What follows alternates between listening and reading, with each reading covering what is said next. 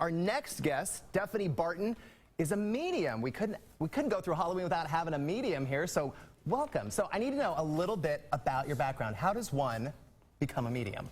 Well, I started out, my degree is in nursing, and so I worked as a nurse for a number of years.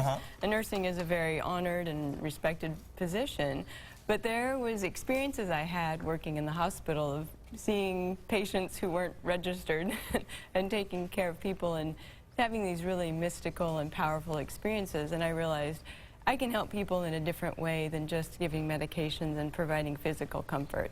And so I left that job and I became a medium and have been doing professional readings for 10 years now. 10 years? 10 so years. You knew you had a gift. When Yes. did that little light bulb come on and you were like, I got this? The moment really that things changed for me is when I lost my mom, and I felt so much pain, and there was such a separation between her physical life and then where I was in grief. And so I reached out and was able to connect with her spirit, and then I realized if I can have this kind of comfort, I want to share this with other people. I want other people to know that death isn't the end of life, that death is a physical change, but it's not an ending.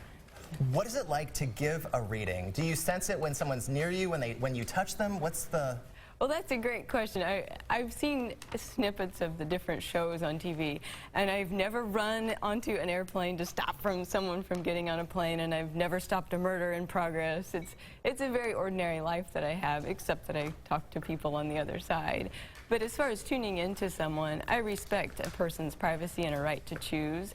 So I don't give unsolicited readings, but when I'm communicating with the other side or when I'm tuning into a person who's a client, the information comes. I see the spirits and hear and sense information from them. So it's actually a very ordinary type of a conversation. It's just one of the people involved in the conversation happens to be a spirit.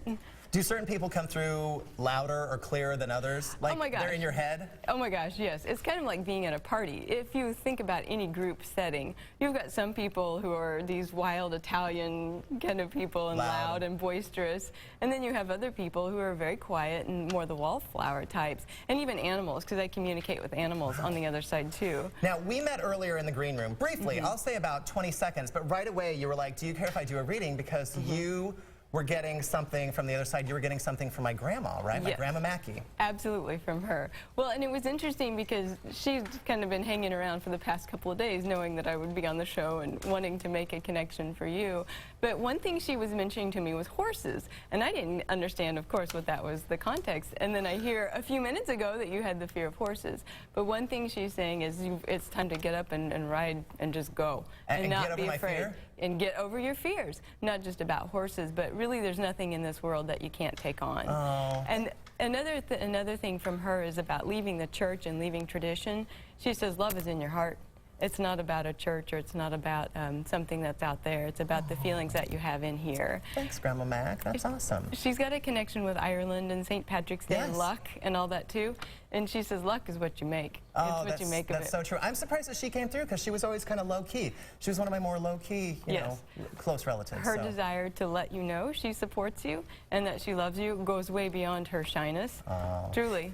Now, you've got, if people want to contact you, you've got an event coming up. Let's talk about that. I do. Well, I'll be at Unity Church of Overland Park in a big gallery reading. So I get up on the stage and I open myself up, and any and all spirits who want to communicate, I play the psychic matchmaker. So if I've got a guy named Steve on the other side, I'll take him over to his crew in the audience. And I love those because everyone gets something from it, even though they may not get a message. And then I do individual consultations too. I am going to come see you for real. So thank you, my friend. Happy Halloween, and thanks for telling me about Grandma Mackie. I appreciate it. You're welcome. You're welcome.